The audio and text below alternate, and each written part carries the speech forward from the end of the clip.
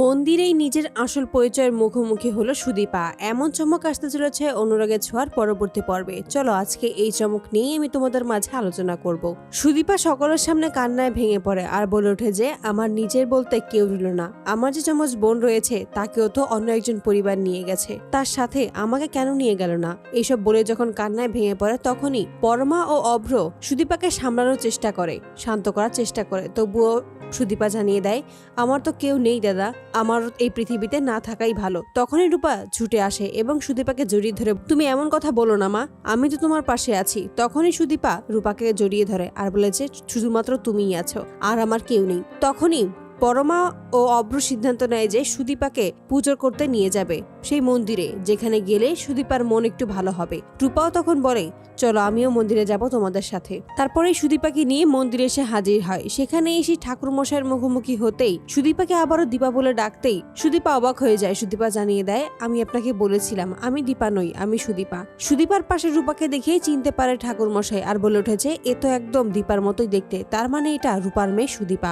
এ তো দীপার নাতনি। এই সমস্ত কথাই যখন সুদীপার সামনে বলে এতে করে সুদীপা অবাক হয়ে যায় আর বলে ওঠে এমনটা আপনি বলবেন না, আমি অনাথ, আমার কেউ নেই। আমার একটা যমজ বোন ছিল, সেও আমার থেকে হারিয়ে গেছে, তাকেও আমি খুঁজে পাইনি। এই বলেই আবারও কান্না করতে থাকে। তখনই ঠাকুর মশাই বলে তুমি কোনো চিন্তা করো না মা, তুমি খুব শীঘ্রই সমস্ত সত্যিটা জানতে পারবে। তুমি তোমার আসল পরিবারের কাছে আবারও ফিরে যাবে। ওই সেনগুপ্ত পরিবার যে তোমার নিজের পরিবার, সেনগুপ্ত বাড়ি তোমার নিজের, সেটা তুমি খুব শীঘ্রই বুঝতে পারবে। এই সমস্ত কথা শুনে অবাক হয়ে যায় সুদীপা। ঠাকুর মশাই তখন রূপাকে বলে যে এটাই কিন্তু তোমার মেয়ে সুদীপা। এই কথা শুনে অবাক হয়ে যায় সুদীপা। সুদীপা তখন বলে তার মানে আমি নিজের অজান্তেই যাকে মা হিসেবে মেনে নিয়েছি সেই হলো আমার আসল মা। তবে এই কথা আমি কিভাবে বিশ্বাস করব?